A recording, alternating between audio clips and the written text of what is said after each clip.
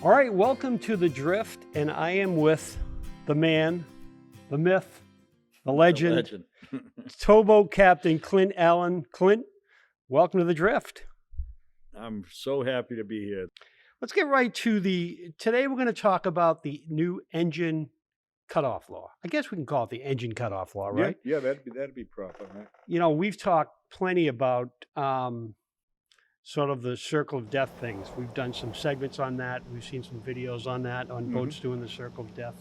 And that's not a good thing when that happens. Yeah, this is a really good law, and it's going to take a while for people to follow it, but it is absolutely a good law. So do you think most people will follow the law, or is this something that they'll do the old, well, you know, why follow that? Let's see who's going to enforce it, the whole deal. I think it's going to take time, just like the seat belts when they first got implemented, and it's safety factor. Yeah. And I think eventually everybody will start using their lanyards. But I mean, look, we have a hard enough time with PFDs, right? Right. Not enough people wear PFDs. Right. And we always are telling the people you should be wearing a life jacket, and it's tough. They just for some reason don't want to. Yeah.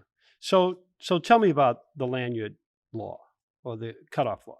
So this is that little thing that hardly anybody uses. I mean, jet skiers do, right? Yes. Yeah. Hardly anyone uses it, and it's that little thing that sort of plugs into the control on the boat, to the throttle control, and if you are thrown overboard, it'll cut off the engine. Yes. So it's a little clip, a little U-shaped clip that when it gets dislodged, it shuts the engine down immediately. So it's a real good safety factor. And people they fall out of the boat for whatever reason. And if you're alone, and certainly on a smaller boat, that thing goes into what we call the circle of death, right? That spin because the engine can't shut off. And typically it'll spin until it either runs out of fuel or it'll spin until somebody like Towboat shows up, or somebody who knows what they are doing shows up and is able to actually get onto the boat and shut it down, right? Right. Very daring rescue type thing, but it has to be done. Sometimes the boat will continue going straight, or whatever. But that could be a problem in itself. Dangerous as well. Sure, absolutely. Sure. Unmanned vessel doing 35 miles an hour, or 30 knots or so.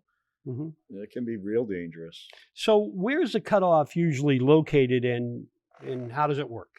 So on a typical center console style boat, it's usually right where the key is, where the ignition key is. Just below it, it's typically red. And as I said, it has a little horseshoe clip that has then a lanyard onto that horseshoe clip. And the lanyard, the purpose of it is to be hooked to your belt or to your wrist. And if you get thrown overboard, it dislodges that horseshoe clip and immediately shuts the engine down. Important. Real important. All right, so there are a lot of boats out there that I'm sure a lot of boaters who have said that, well, hell, I don't have that thing. I haven't had that thing in, 15 years. I had it when I first bought the boat. Are there crossover versions of that? Are they all alike? Do you have to try to find the one that sort of fits your boat and fits your model, or do you have to try to dig it up in the garage and see where the hell the thing is? Well, when you buy the boat, they all have it on it. You have to have it. That horseshoe has to be underneath the red button for the motor to run. I see. But typically the lanyard's just hanging there, and everybody does not hook that lanyard up. Well, with this new law, you're going to have to. It's going to be enforced and eventually lead to a fine, perhaps. So if you have one, it should be there. It should be connected already, or you're not operating your boat. Right. I can't think of any vessel, unless it's extremely old, that would not have one of those. I mean, they've been around, not being enforced, but they've been around on outboard driven motors forever. So the big question here is, who enforces the law? It says here that the U.S. Coast Guard will enforce the law with state. The U.S. Coast Guard will enforce the law with state authorities. How does that go? Who enforces the law? And what is the penalty or the fine? So my understanding is that this first year, because it's newly implemented, it's going to be more of a education enforcement. I see. So I it's don't. so it's a pullover. It's Yeah, sort of like when they first started with seatbelts. the You should be wearing seatbelts. your Right. seatbelt. Here's how here's how it works. Unless of course, you get maybe pulled over for something else, Hmm. sort of a bigger infraction, Right. and this is just something they can add to the I list. suppose, yeah, if they wanted to throw the book at you, so to speak, I guess it's Yeah. another fine. Yeah. Right. But my understanding is they're just going to try enforcement by education for Okay. the beginning. And Mhm. who knows, that may be this whole summer. Right. And then starting next season implementing fines. And I think like the Coast Guard is the only one that can actually fine you, I believe. Okay. So, um, state or local state agencies or local harbor masters, they won't be able to find you for this, I or don't believe so, but Hmm, they're gonna be in on the enforcement of education. okay. But I do not. Which is smart. I mean, we all Uh, go for that, right? sure, Let's sure. In yeah.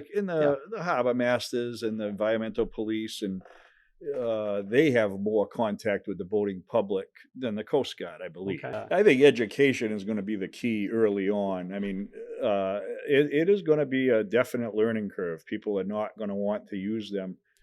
We were down in Florida this winter, and it's under 26-foot boats, vessels.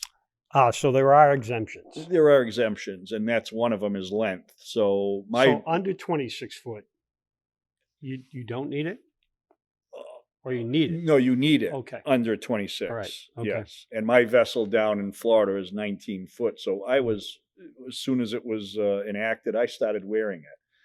So why do you think that is? Why under 26 foot? So some guys cruising along in their 35 footer, he can go into the circle of death. He's exempt from the circle of death. Yeah, I'm not sure why the other one that is exempt is enclosed cabin. And Okay. that makes sense to me because the risk of falling overboard is minimal in Mm-hmm. an enclosed cabin. Mm-hmm. So that makes sense, that one. I think other ones are if you're idling, you don't have to. At idle's clutch speed, I don't think you have to wear it.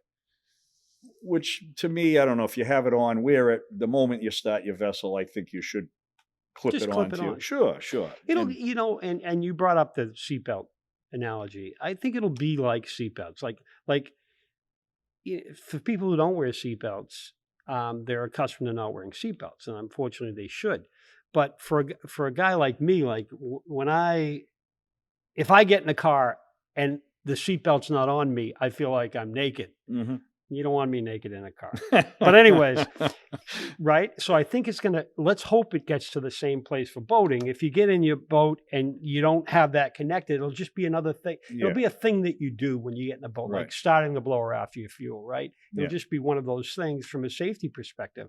But we all know that just people don't, people don't wear PFDs as much as they should. Let's hope people use this, because you certainly have seen plenty of situations where this could have saved a life, right? Yeah, for sure. Mm. It's so funny because just the other day we had an alert go off for the Buzzards Bay Task Force, and somebody had fallen overboard. And I didn't know the full story in the beginning. We just were looking for somebody that fell overboard, Mm-hmm. and the vessel was at a high rate of speed. Ended up on the beach in Round Hill area.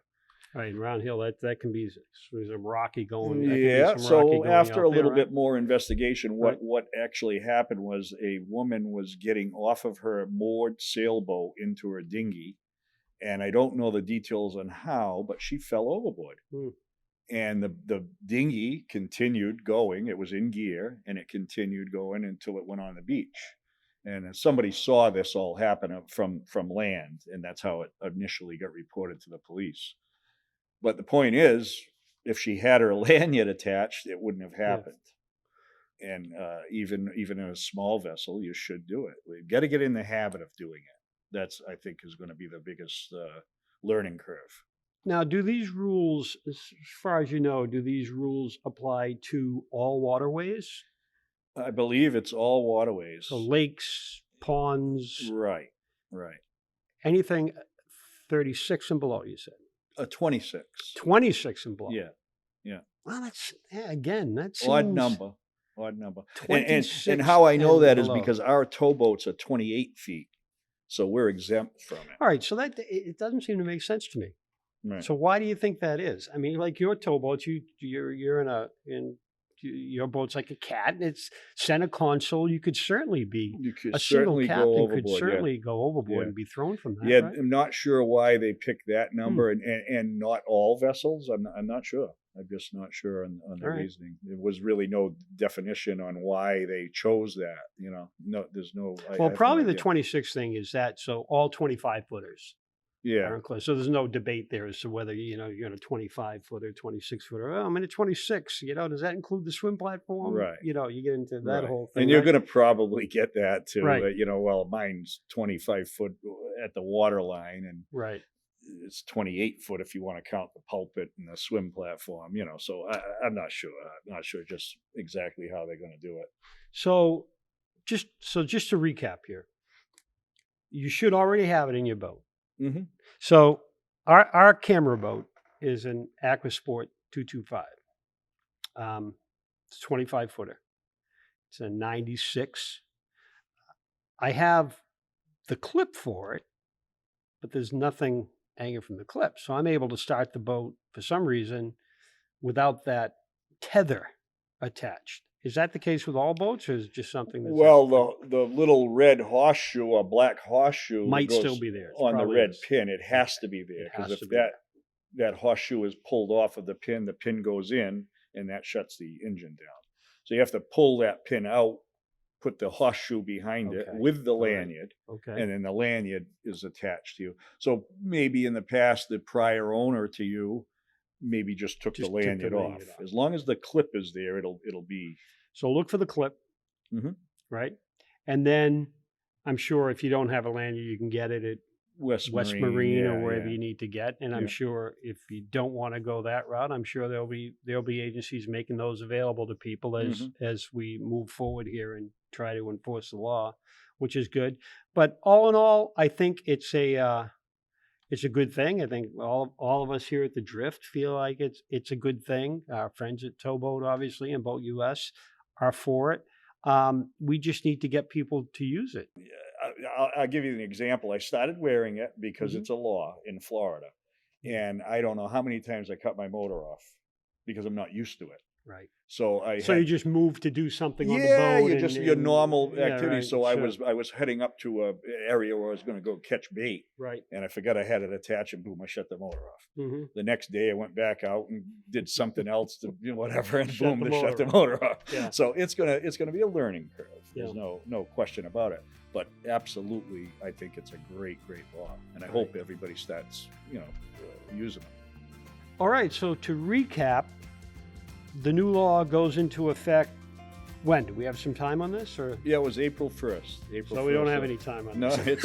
it's in effect. Yeah. So it's in for this season. Yeah. And as I said, as soon as it went into effect, I was still in Florida at the time, and I immediately started wearing. I want to follow the rules, and I'm not a rule breaker. Mm-hmm. And I started wearing it, and as I said, it was kind of funny. My wife, what the hell's going on? You shut the engine off again, So it's going to be a learning curve. Learning curve, but No- it's no well question. worth learning. Oh, absolutely. I'm 100% behind it. I think it's a great law. All right. So Captain Clint Allen of Towboat US, always great having you aboard. Thank you for the invitation. And hook your lanyards in, right? Hook your lanyards in. The Drift Podcast can be found at driftsociably.com or where all fine podcasts are heard.